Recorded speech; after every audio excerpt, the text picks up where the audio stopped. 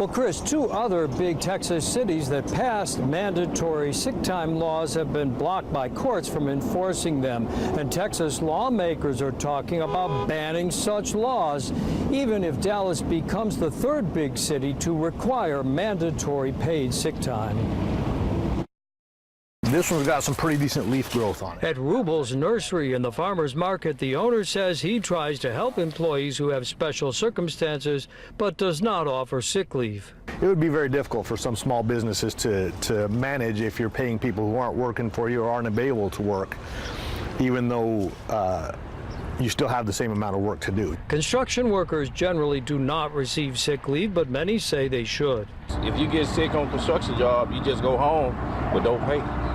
So having sick leave, it'll help a whole lot. Some supporters say it would be a public health benefit to keep sick workers at home. Last year, a petition drive to put the question on a November ballot in Dallas fell short of the required number of signatures.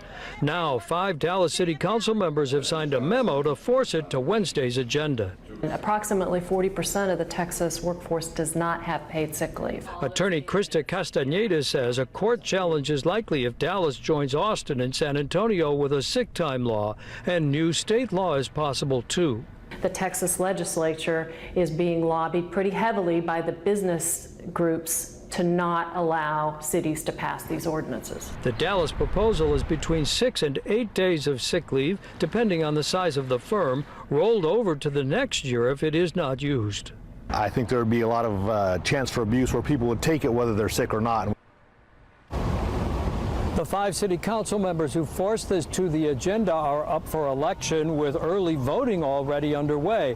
And all 5 of them face opposition, so there is a political angle to all of this. The Dallas mayor is not up for re-election. He tells us he is not willing to say just yet how he was going to vote tomorrow. Reporting live in Dallas, Ken Kalthoff, NBC5.